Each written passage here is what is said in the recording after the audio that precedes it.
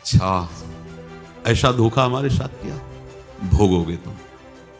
ये जो निकलता है ना भोगोगे, ये अकाट्य होता है। क्योंकि किसी का भी हृदय, मान लो किसी भी जीव जंतु को आप कष्ट दें और उसका हृदय आह भर जाए, तो वो आह वज्र की लेखे तुम्हें भोगना पड़ेगा। वो आह किसी की ना लेना जिंदगी। कोई ऐसा का कोई आह भर करके कह दिया तुम समर्थ हो, हम तो कुछ कर नहीं सकते, वो अंदर से दुखी, फिर तुम्हारी सामर्थ्य काम नहीं करेगी, मिट्टी में मिला देगी। ऐसा नहीं कि आप जो कर रहे हैं कोई देख नहीं रहा, कोई हिसाब किताब नहीं, जो कर रहे हैं अवश्य में भोक्तव्यम, बहुत सावधान।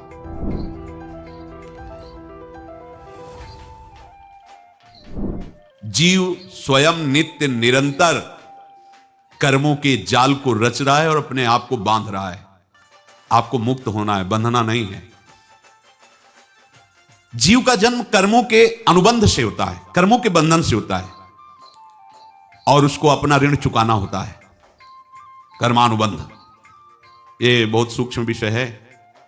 जैसे आप जिस परिवार में जन्म लिए हैं, तो उस परिवार के लोगों से आपका ऋण है, इसलिए उसी परिवार में आप आए हैं। और ऋणानुबंध उसको बिना चुकाए या बिना वसूल किए आप वहां से जाएंगे नहीं। आपको लेना है तो वसूल करना है, और देना है तो चुकाना है। ये पूर्व के जन्मों से निश्चित किया गया है।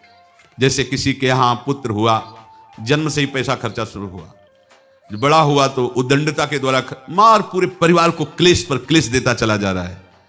ये तुम्हारे कर्म का फल है। या ऐसे शक्तिहीन बुद्धिहीन ऐसे पागल पूरे जीवन सेवा करो, तुमसे अपना हिसाब चुकाने के लिए वो आया है।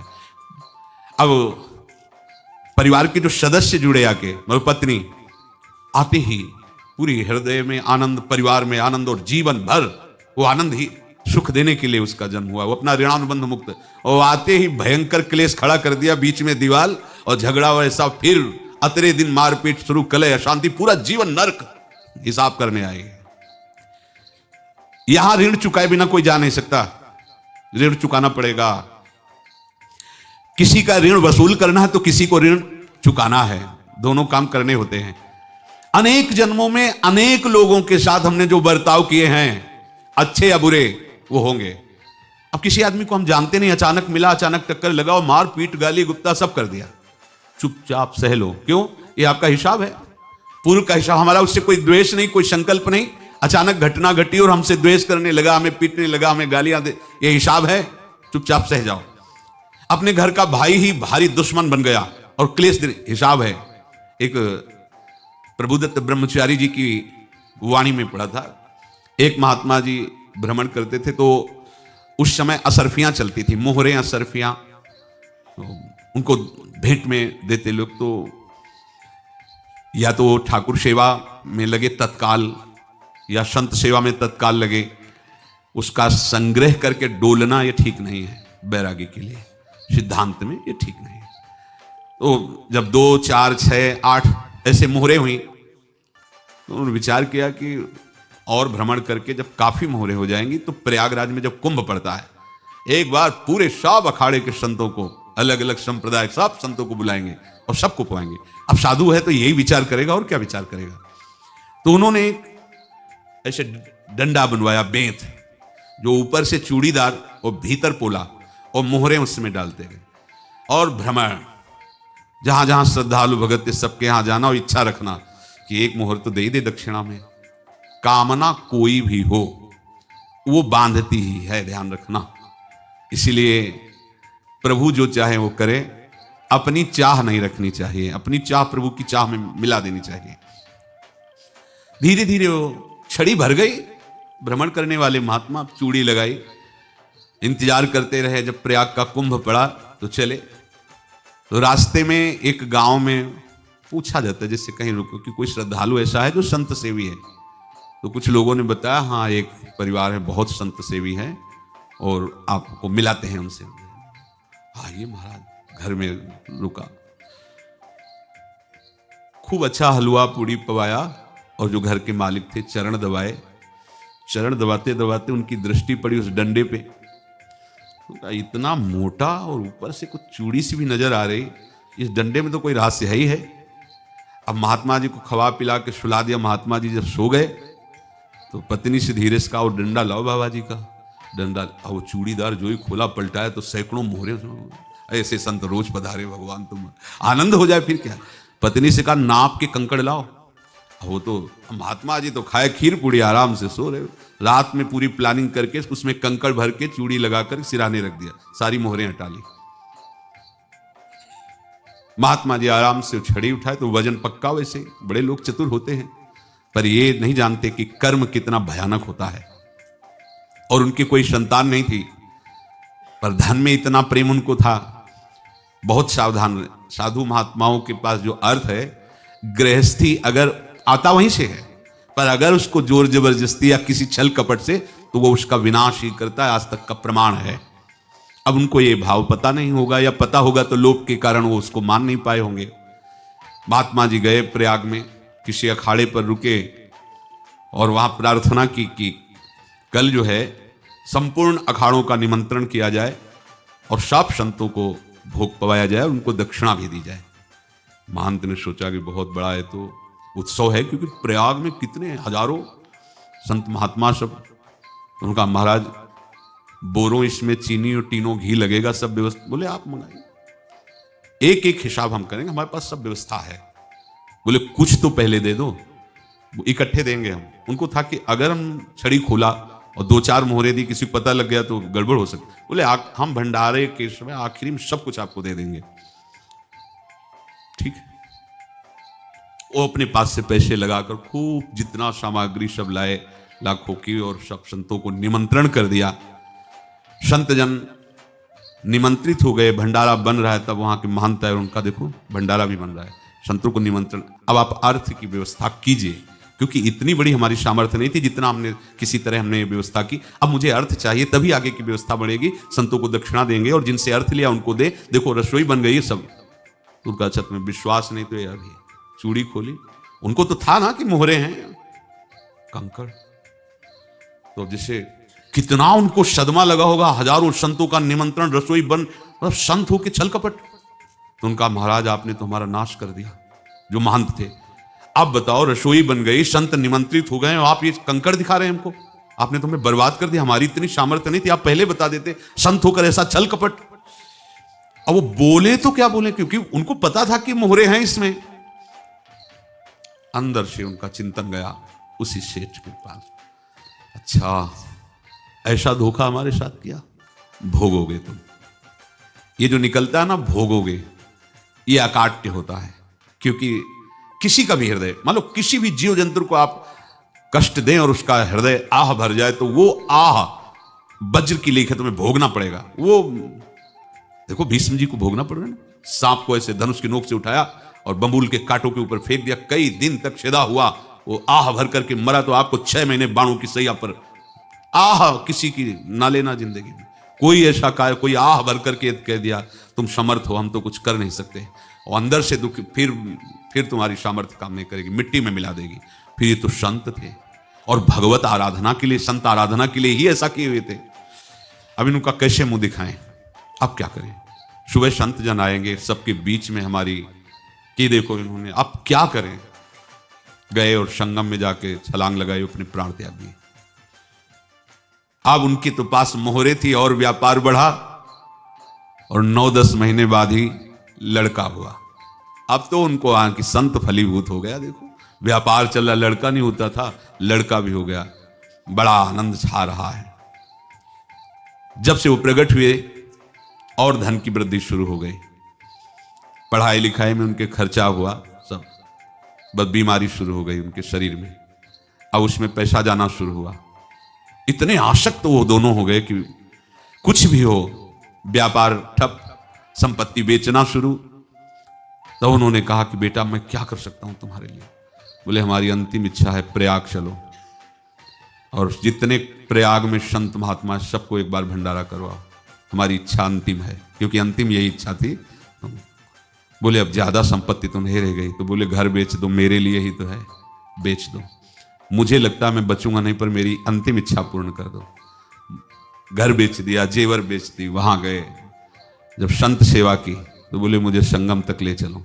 संगम तक ले गए और बोले, समझे तुम चुराए थे और हमने उसको छीना है, कुछ नहीं रह गया तेरे पास कुछ, अब केवल ममता और आसक्ति में जलकर मर और नरक प्राप्त कर। मैं वही महात्मा हूं जिसकी तूने मोहरे ली थी, शरीर छोड़ दिया। महात्मा को जन्म लेना पड़ा और इनको दुर्गति भोगनी पड़ी। ऋणानुबंध होश में, ऐसा नहीं कि आप जो कर रहे हैं कोई देख नहीं रहा, कोई हिसाब किताब नहीं, जो कर रहे हैं अवश्य में भोक्तव्यम, बहुत सावधान। अनेक जन्मों में अनेक लोगों से जो कुछ लिया दिया है, इस लेने देने को मिटा देने के बाद ही तुम मुक्त हो गए। इसीलिए एक उपाय है, लेना न देना मगन रहना। क्या? मालिक को समर्पित हो जाओ, मालिक को अपना माना हुआ समर्पित कर दो, खत्म। अहम त्वाम स्वरूपापेभ्यो मोक्षयिष्यामि, सब खत्म, आगे पीछे लेना देना सब खत्म। एकादश स्कंद में भगवान श्री कृष्णचंद्र जी ने कहा, जो मेरे चरणों का आश्रय लेकर भक्त मेरा भक्ति करता है, उसके पितृ ऋण, मातृ ऋण, देव ऋण, ऋषि ऋण, सब ऋणों से मैं मुक्त कर देता हूं। बस यही एक उपाय है जो इसके बंद करने का उपाय भक्तों के लिए है, वो यही है, भगवान की शरण में होकर अपना माना हुआ पूरा भगवान के अर्पित कर दो। अर्पित करने का तात्पर्य उसमें अहम हटा दो। तो दियम वस्तु गोविंदम तुभ्यमेव समर्पये। जिनसे तुमने सेवा करवाई है उनकी सेवा करनी पड़ेगी, जिनसे तुमने जो कुछ लिया है उनको देना पड़ेगा। ये लेने देने का व्यापार जब तक समाप्त नहीं होगा तब तक तुम्हारा जन्म मरण चलता रहेगा। अब आपको यहां समझना है, यदि आपसे किसी ने पैसे लिए बेईमानी करके नहीं दे रहा है तो आप उसको गाली मत दीजिए, आपने बेईमानी की थी इसलिए आपकी बेईमानी हुई है, ले गया, कोई बात नहीं है, बंधन से मुक्त हुए, जो बोझा था चला गया। उसको ऐसा ना देखे कि ये बेईमान हमारे रुपए मार लिए, अब जो कुछ होगा देखेंगे। अगर आप आगे नया कुछ करते हैं तो फिर आगे का हिसाब आपको भोगना पड़ेगा, ध्यान रखना। ऐसा नहीं है कि आपको भोगना नहीं पड़ेगा। एक ही उपाय है कि अब जो शरीर धारण किए इसी में जो भोग ले, आगे ना होना चाहिए। तो क्या करे?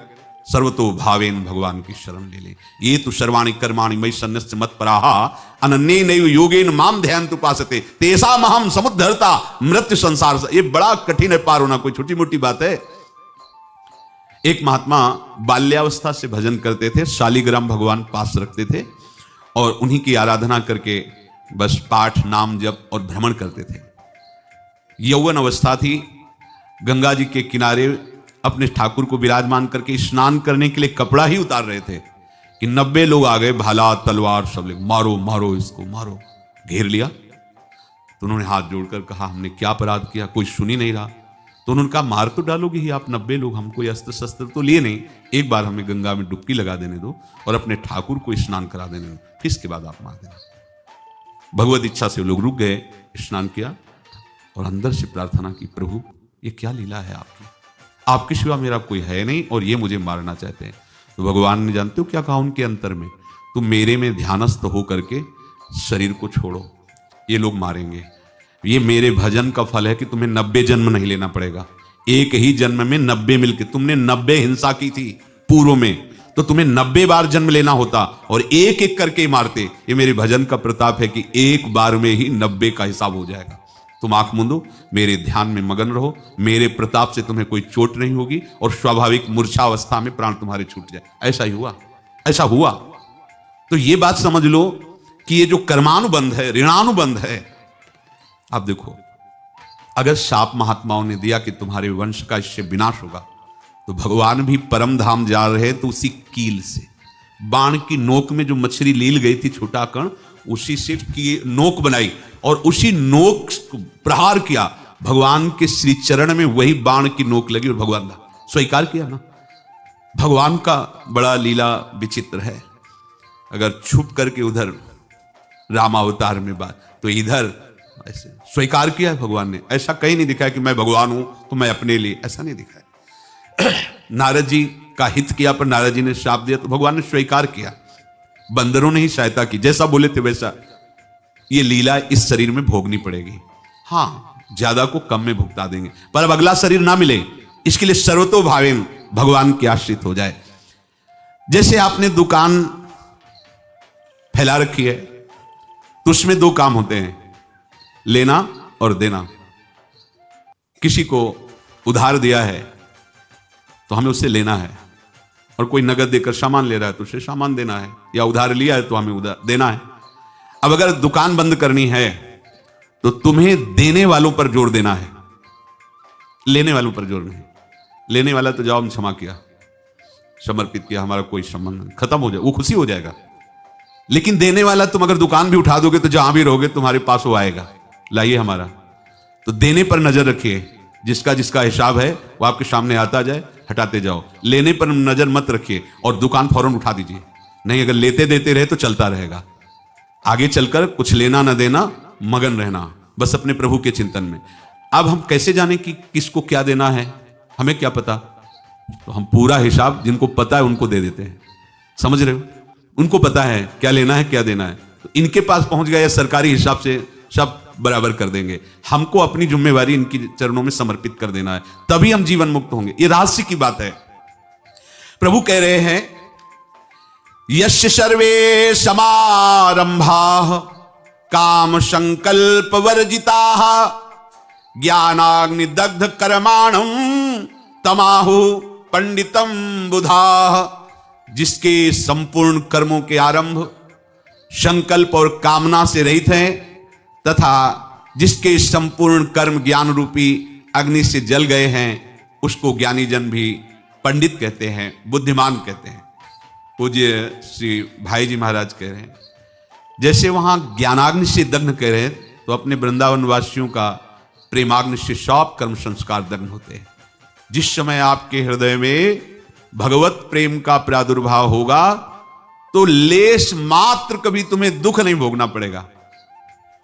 प्रेम का प्रादुर्भाव होते ही दुख का नाश हो जाता है, महासुख। जब प्रेम का प्रादुर्भाव होगा तो समस्त पाप भस्म हो जाते हैं, अशांति नष्ट हो जाती है, संसार ज्वाला स्पर्श भी नहीं कर सकती है। जब भगवत प्रेम का प्रादुर्भाव होता है तो हो सकता है उस उपासक के जीवन में दुखों का पहाड़ टूट पड़े, परिवार खिलाफ, शरीर रोगी, अव्यवस्था, बहुत बहुत कुछ, सब कुछ। कह रहे हैं इतना सब होने पर भी उसके हृदय में कोई भी दुख नहीं होता। ऐसा सामर्थ्यशाली भगवत प्रेम है। भगवान के चरणारविंद का जिसके हृदय में प्रेम है, भारी से भारी दुख भी उनको विचलित नहीं कर सकता।